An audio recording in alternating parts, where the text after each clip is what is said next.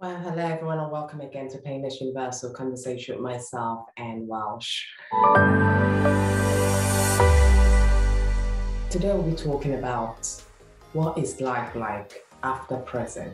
After you've been blacklisted, you've gone to prison because, society was all against you. How do you find your joy again from going through that enormous amount of pain? My guest, LeShawn Gamble, did just that. But before we get started, let me tell you a little bit about his journey. After prison, painting a new picture.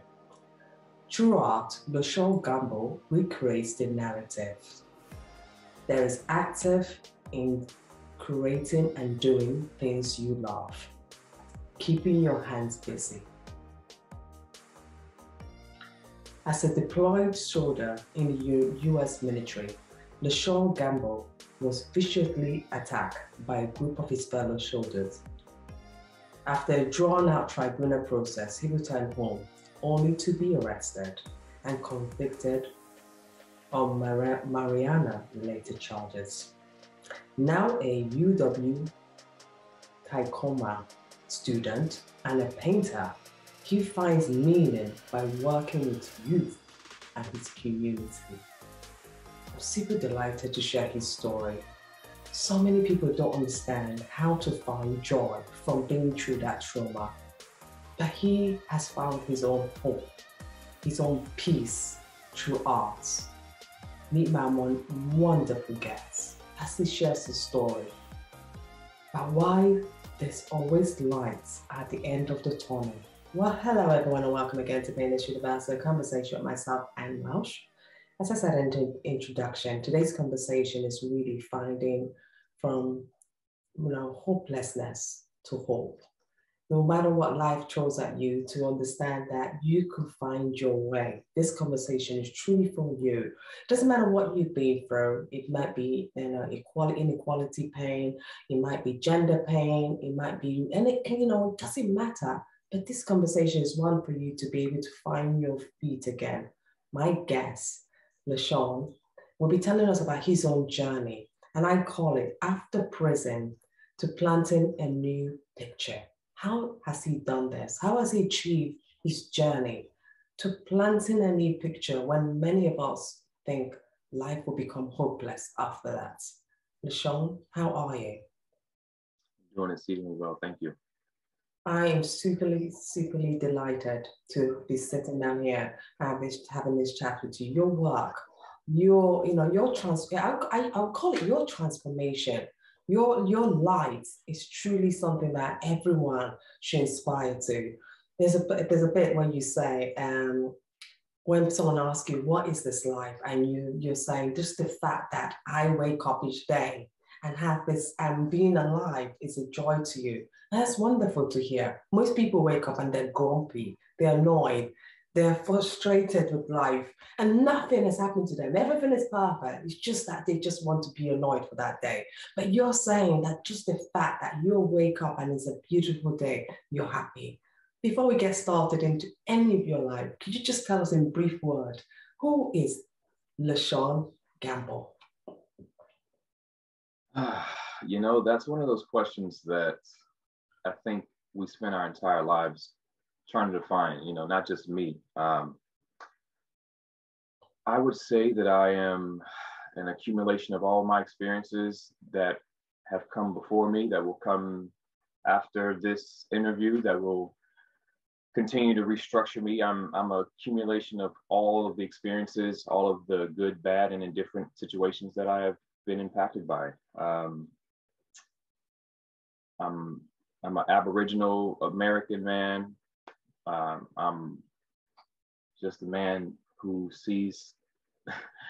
just sees so much that's going on in this world that is in direct opposition to us as a people. And instead of complaining about it, instead of just burying my head in the sand, I decided to use my art as a way of telling my story. Truly amazing. When you look back at your childhood, what was it like growing up? So I was a product of the Clinton crime bill era. all of the positive men in my community were few and far between. There were some, but what essentially took place was a lot of trauma, a lot of drug use. The 80s, 90s was the era of crack epidemic. And so growing up in communities impacted by that type of behavior, I think you develop this inadvertent survival instinct that allows you to kind of maneuver through life in a very strategic, almost instinctual way. And, you know, I was a victim of abuse. I was a victim of, I think, what some people might call good intentions by the government. Others might call a direct assault on us as a people. Either way, there were some very specific and intricate things that took place that ultimately provided me with the experience to either say, hey, you know what, I'm gonna just give up and exist and do nothing with this life, or I'm gonna find some semblance of joy while being a tool for change in my community. And I chose the latter, you know, but it could have easily been the other way. That's true. That's true. Especially when you're given that option, it's presented to you. You could easily go that way. And you decided to go into the US Army. And the first few months weren't quite good because you left relatively early. Could you just describe the first few months of you going into the US Army? What happened to you? Well, I ended up going into the military after my mother she got divorced from a very, very sick man. And this is one of the symptoms of trauma in the Aboriginal community, is that just because someone is just, you know, is the same, you know, ethnic background, same cultural background, doesn't mean that they have your best interests at heart. And so upon, you know, the dissolution of that arrangement with my mother and her ex-husband, I ended up going to college on a track scholarship, actually. But what ended up happening was, you know, that first generation experience of, oh my God, I don't know what to do. I got nobody really supporting me. You know, there's people here telling me what to do, but it's like when you're the first in your family to do something and you have no context for it, like you're the bulldozer, you're paving the way. And what ended up happening is, between the anxiety and the stress of being first gen, but also my mother's divorce and finding out that a young girl my sister's age had been brutally raped and murdered in an apartment building next to where she had moved to, it propelled me to this idea of, I think I should go to the military. Fast forward to getting out of basic training in AIT, which was, you know, relatively easy comparatively to going to duty station. But upon my first month in Korea, I ended up getting attacked by about 10 or so people, you know, again, brothers that look just like me, you know, could have been my cousins. And all because, you know, they were drunk. I ended up trying to help another soldier in my unit. And from that came a brutal attack that resulted in me ended up having to stab one of them to try to save my own life. And, you know, I don't know if you or any of your viewers have ever been attacked by a swarm of people, but you will do anything to survive, especially when you've been trained to survive. Yes. And so it was just this brutal attack. And that wasn't even the worst part of it. The worst part of it was the subsequent treatment from the military industrial complex, from the unit, from the system that was in place. Because despite the fact that there was a preponderance of evidence that showed that I was the victim, the military has its procedures, just like, you know, out in civilian world has its procedures. And it doesn't matter what the truth is. It matters what optics is. It matters what you can prove. And for 10 and a half months, I went from being ostracized to being black sheep, being shuffled around from base to base, verbally, emotionally abused, manipulated, and discarded in a way that led to even more stresses after I got out of the military. Yeah. Wow. That is phenomenal because when you were first attacked, you said you were attacked by people you kind of knew as well, and these Yes. people decided to just they were drunk obviously, and they did this to you. But what was really fascinating with the whole process is that you went through a brutal system where you had to defend what actually took place. When you were going through this system, was there no one out there within the system to actually understand that you were the one who was attacked, that you didn't go out of your way to attack it? Was there no one there to help you through this process? So we have, a right to counsel here in this country. Even in the military, it still has a right to counsel. And I ended up getting assigned this young captain named Teresa Phelps at the time. And she was my counsel. And I think that early on, I sensed that she was just like, this is just a job. I don't know if he did it or not. But, 10 and a half months of hearing someone tell the same story, repetitive, with no change in details. As a matter of fact, the details being solidified as that 10 and a half months went on, you develop a sort of a connection to that truth.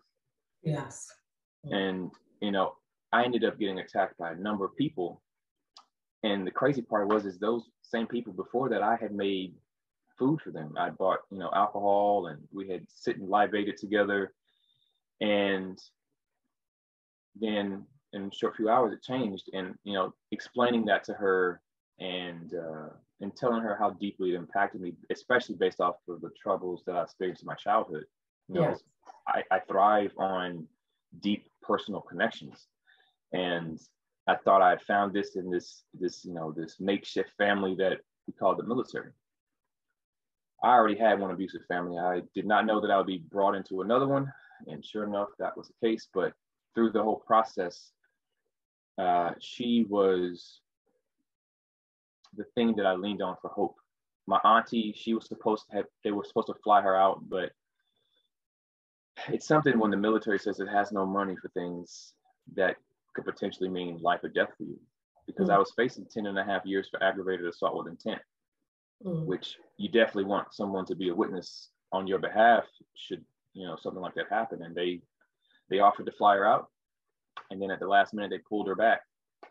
And so it was just me and my attorney.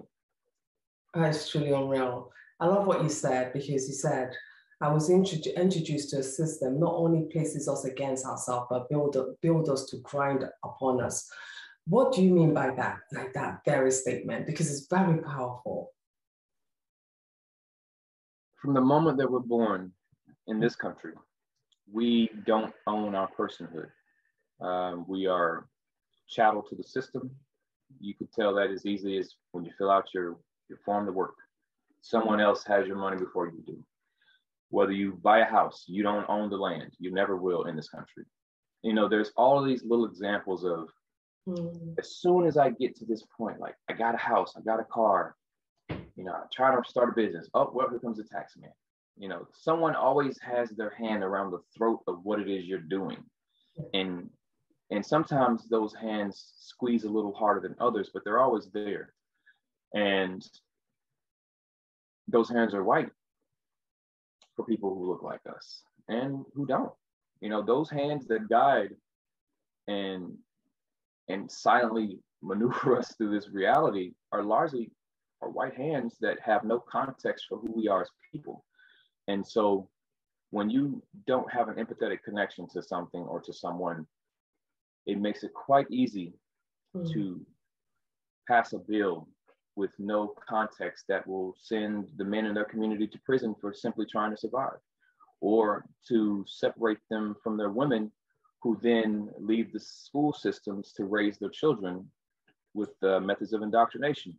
You have a host of social dynamics that take place on a daily basis that you will never see until you crash into the system, that are specifically designed to wear you down physically, mentally, emotionally, spiritually, financially, and any other way that we can exist in this reality.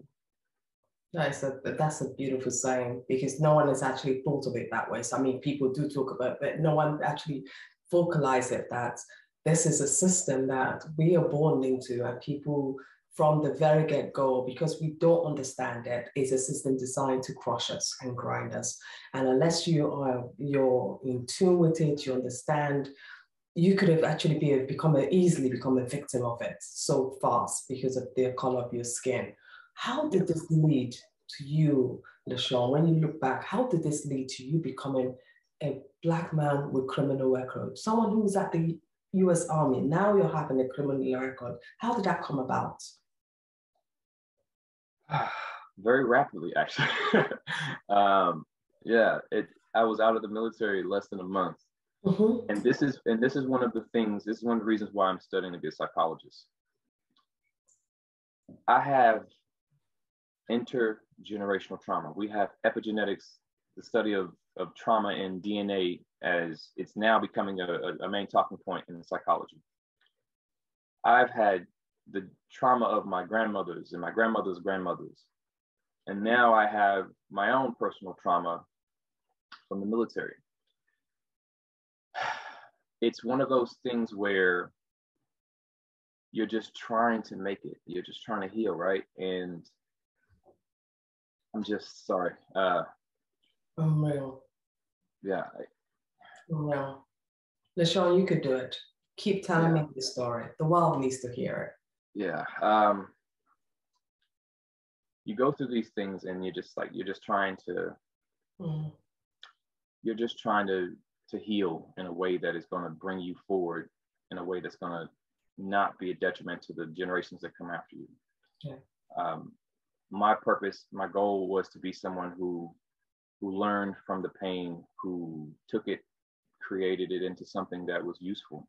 But what that looks like is not this thing that you can just construct, because even as recently as 2 months ago, I found that, like, as much as the work that I've been doing, I am still, I'm held by my trauma, but that doesn't necessarily have to define me.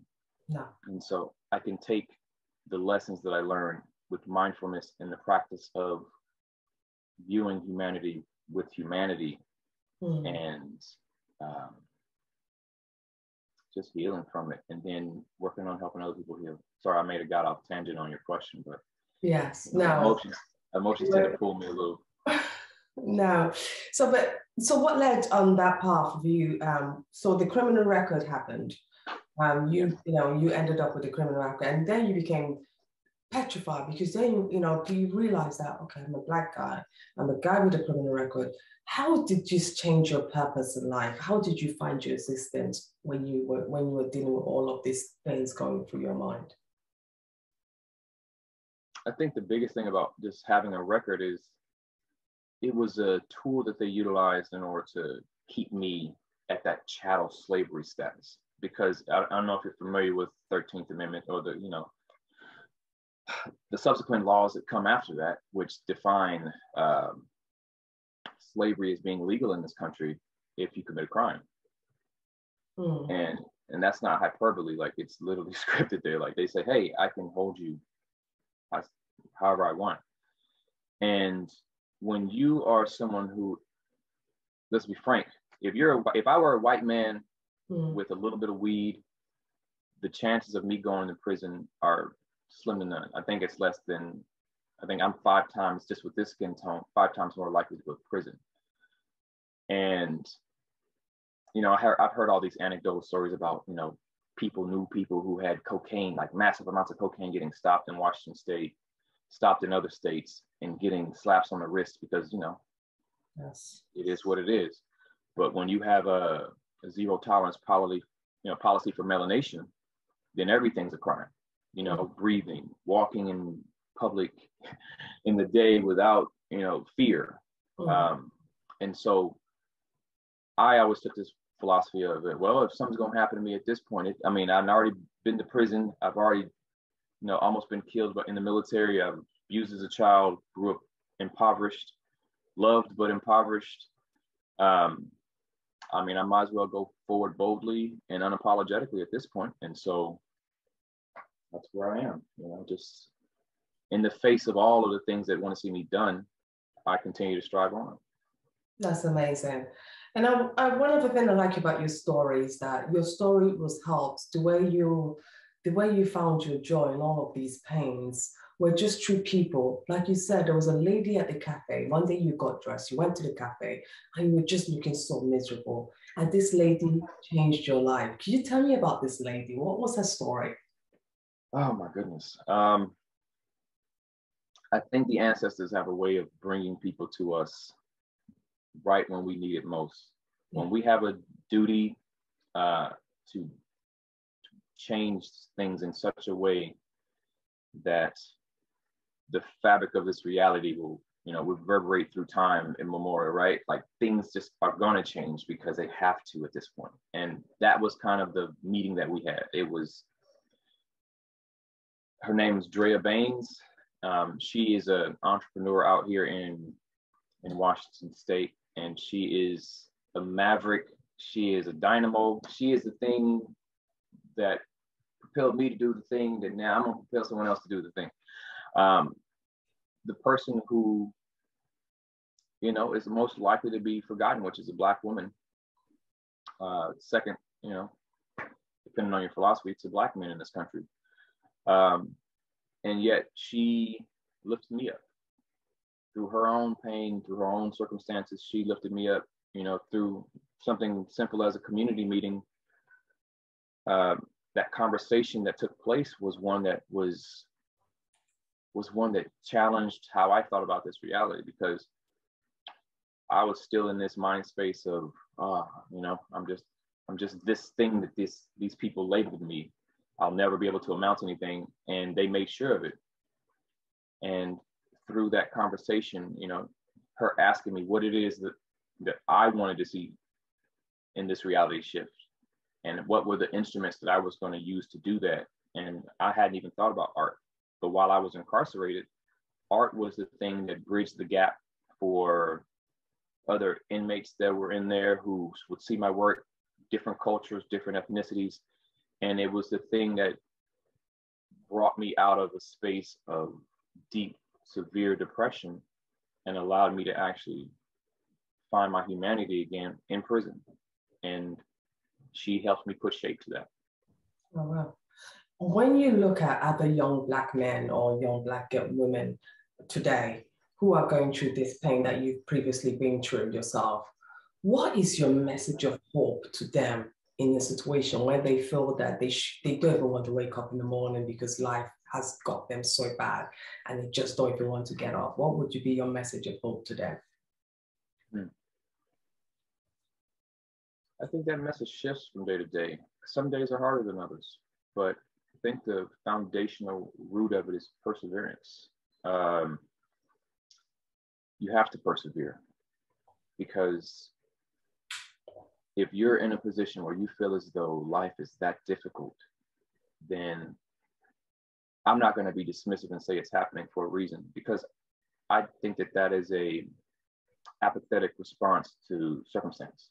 I don't think things happen for a reason. I think things happen and we find the reasoning in them because those are the reasons we need in order to be the change in front of us.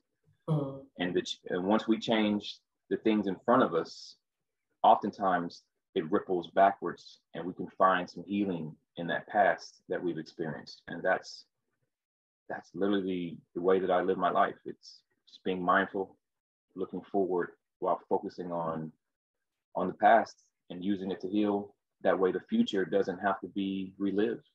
Yeah. You found your joy through being an artist. And was art always part of what you did, or has it always been part of your life? How did this, I know the lady brought you into art, but how does art really give you this joy that you've always seeked for?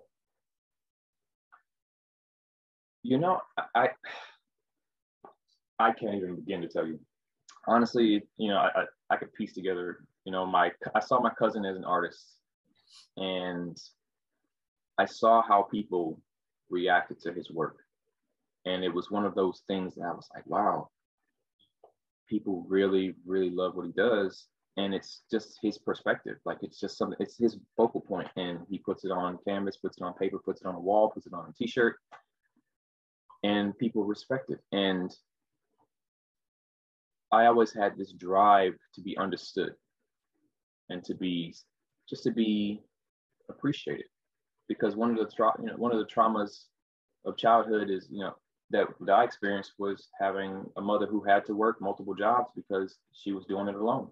And I think if you understand a little bit of psychology and understand attachment theory, you realize that probably my gift is deeply rooted in just wanting to be seen in a way that is nurturing and fulfilling, because it's not something that I really felt as a child. That's true. And where do you get your inspiration from? Because I'm looking at some of your work behind you, and unbelievable work. Where do you get your inspiration from? Largely from the melanated experience, and specifically from Black women. I think that when you look at the state of the world, especially over the last maybe 40 years, and you see the nature in which these systems have been continually driving a wedge between the Aboriginal man and woman, whether it be here in the Americas, abroad, everywhere. It's like there's this realization by the systems that aren't really controlled or created by us, that should there ever be unity across the diaspora, across the genders, this world would be reshaped very quickly. And so I look at creating this kind of art as a form of chaos, like a form of anarchy that says, hey, you know what? I'm going to dispel all of these negative rumors, these stereotypes, these fallacies that you have about my people. And I'm going to show it in a way that is so inspiring, at least to me, so revealing in the ways that we can embrace this reality, that I'm going to be a virus to your system.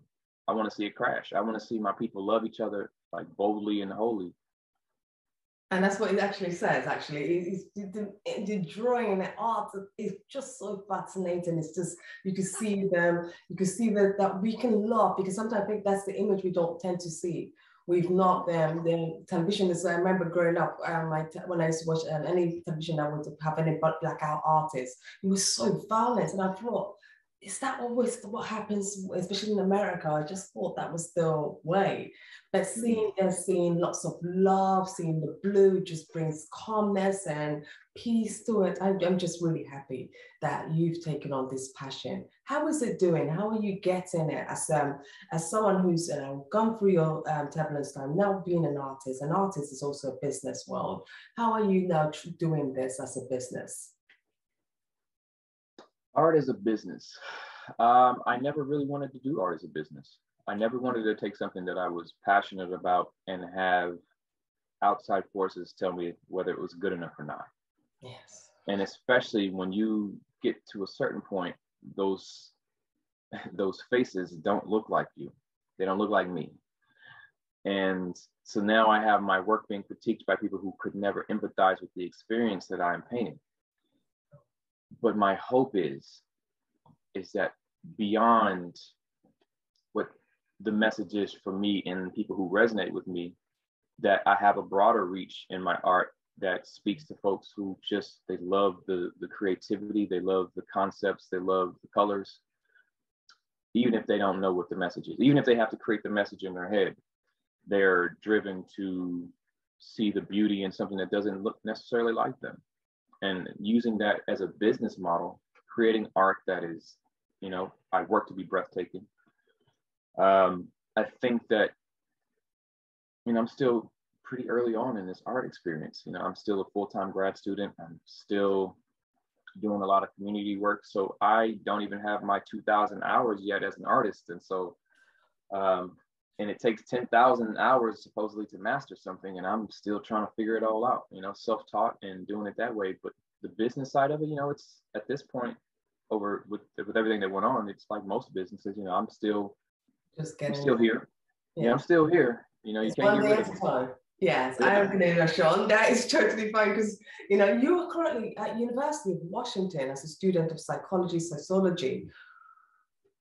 I mean, what inspired you to now say, okay, I've been through all my trauma, I went to the US Army, I have been to prison, and now going to university, what inspired you to go on to this degree?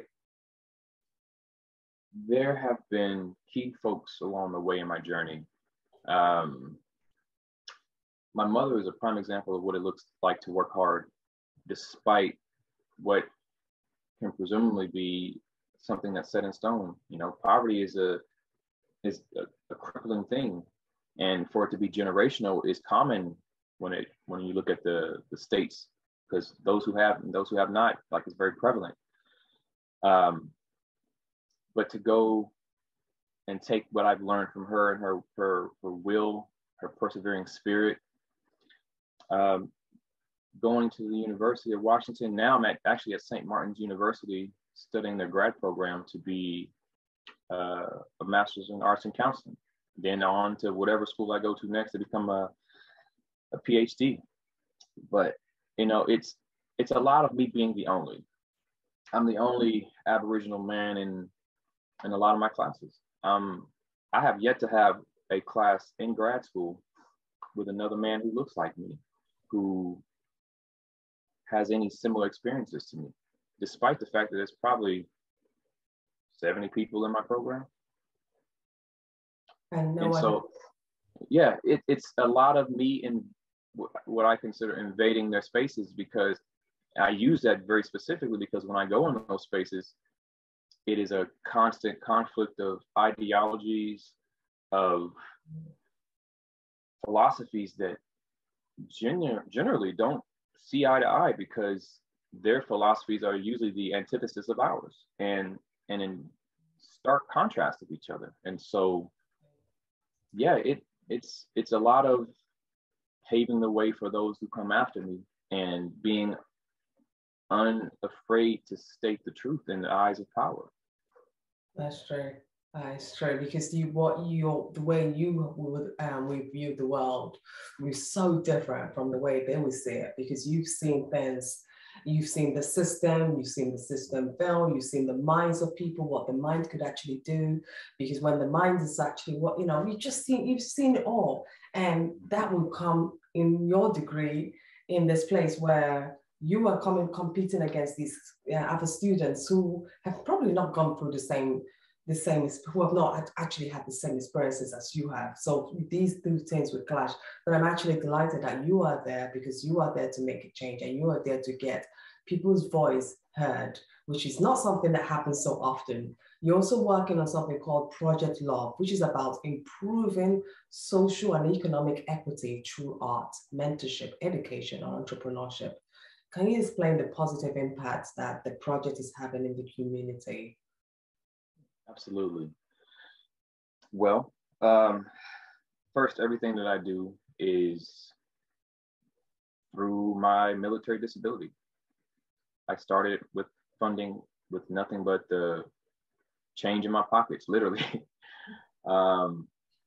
And largely, you know, now my art is what supports a lot of the programming. So, you know, I sell my art.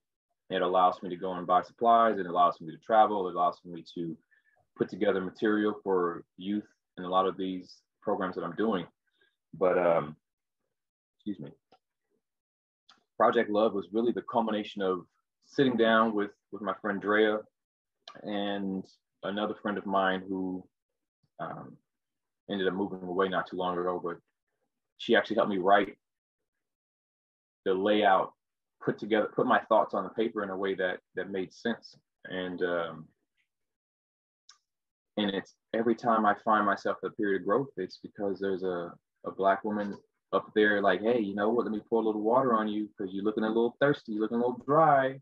And so then you know, up all these beautiful flowers of imagination come out, and we get to this point where now I've been in numerous schools and organizations. I've worked with thousands of children simply just through the act of challenging narratives about what it is to be Black in this country, how to battle with systems that have this perspective of you that you know not to be true, but you have to prove yourself on a daily basis. And I think the world saw what it looks like to do something for an extended period of time with greatness, have one slip up, and now, you know, you're ostracized and now you're being demonized. If you look at Will Smith as a prime example, we don't get the ability to mess up. Yeah. Everything has to be above reproach. And unfortunately, that sets up a perfectionism model that is rooted deeply in seeking the approval of our oppressive societies.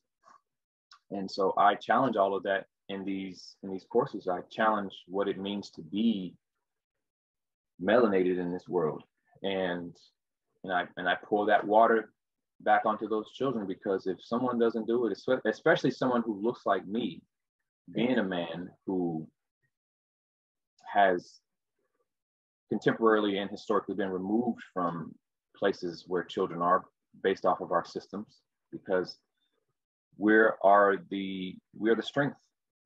We are that stern voice that disciplines. And when you notice an absence of stern discipline, and I'm not talking about violence, I'm talking about the presence of a man can be powerful in the lives of a child when that man is an upright man. Unfortunately, a lot of our children don't have upright men. Yeah. They have a reflection of the system. And there's a whole lot we could talk about that, but they have a reflection of the system, both in their mother and in the absence of their fathers. And so my goal is to kind of bridge this gap that exists between the potential for the new reality that they can create or the present path that they're on. And usually that present path leads to prison, like mine did. What about the Renaissance 21? That's another organization you work with. How does that fit into all of this? Because that's also, you do amazing work through that platform. Renaissance 21 is the umbrella that houses the arts, the therapeutic practices, the meditation, yoga, the paint parties, the Project Love. Renaissance 21 is simply a statement. It's, you know, most people think it's a business, like the business name. It's actually a statement. Renaissance 21 is what we do as a people, taking all of these rotten fruits that are laid at our feet and called, you know, delicacies by this devilish country and other countries that love to, you know, to exploit and to take from us, and leaving us with this rotten fruit. And instead of, you know, looking at this as a mess and looking at it as, oh, I can't do anything with this, we take it and we create magic from it. We take it and we create peach cobbler from it. We create, you know, apple pie from it, because we didn't get the best, but we still figured out ways to take what was given to us and to persevere. And I think that if we can teach the children to not look at everything as an obstacle, but sometimes these are opportunities in disguise, I think that it is our duty to do so. And that's what Renaissance 21 symbolizes. It's like, hey, what is it that you can do? And I'm not talking about just one thing. Yeah. I can paint. I'm a fitness instructor, nutritionist. I'm heavily focused in the psychological field. I love working with youth, art, you know. And then you have all these little things that you do that you don't realize you do that can put a smile on someone's face and change the way that their day is going to go. And so those little things are all a part of the same thing that I'm creating under Renaissance 21. And thank you for doing that. Before I let you go, I have to ask you, as a Black man growing up in a country like the United States, what advice would you give? You know, you've given that message of hope, but what advice would you give to a young Black man right now who's struggling, not thinking that the way forward is just through, you know, rather than trying to understand, like, what one thing you shine a bright light on is that you went into university, you want to understand and really understand the system, you're not afraid of it. A young man out there, most young guys or women sometimes do not want to go into this system to really understand it. What advice would you give them on the benefit of doing what you're doing?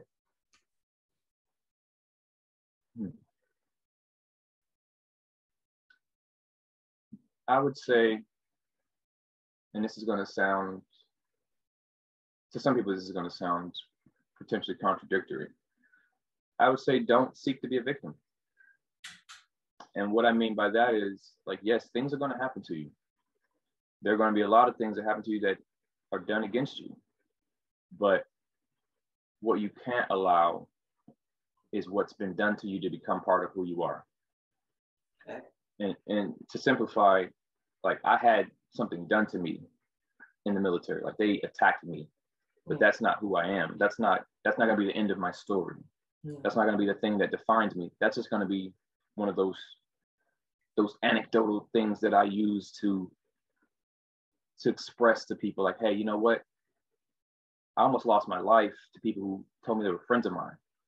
Like, and I was still in early 20s in a period of relationship development where developing those attachments are extremely important. So what does that do to me? What does that have the potential of causing in my life going forward? And so there's always going to be something that you can lean back on and says, hey, you know what? I have the right to sit here and give up. I have the right to consume myself with drugs and alcohol. I have the right to surrender to hopelessness. If it weren't for mentors, for friendship, if it weren't for a community, I wouldn't be here. I didn't do this all by myself. And anyone who says they're self-made is a liar. That is the key takeaway. No one is self-made. Everyone has stepped on the shoulders of the person who came before them, of the friend beside them, on the family member who bled under the whip, who made it to this point, who allowed you to make it to this point right here today. So I guess the key takeaway would be build your tribe. Build your tribe so that you never have to feel like you have to do it alone. Find the people who pour into you, who love you, who that you can equally do the same for, and let that be your driving force. LeShawn Gamble, before I let you go, the final question, you have a quote. That's the root of everything I do, to heal the mind through action. What is the significance of this quote for you? I spent a long time in pain. And I'm not going to lie and say that every day is rainbows and unicorns and flowers. But with mindfulness, with awareness, through self-study, through self-discipline, and the ability to appreciate my experiences, you know, you have to be intentional in this life. Through the power of mindfulness and being connected to the things that are important, it is allowed for me to realize that if I want something in this life, all I have to do is will it to be so. Unfortunately, most people are taught that everyone gets a trophy. Everyone has, oh, if I just show up, that's enough. We don't have the option of being mediocre. And so stand up and stand out. And be intentional with your mind, because it is the number one weapon they're targeting. And it is the one thing that they can't take control of unless you allow them to. That's very true. Wow.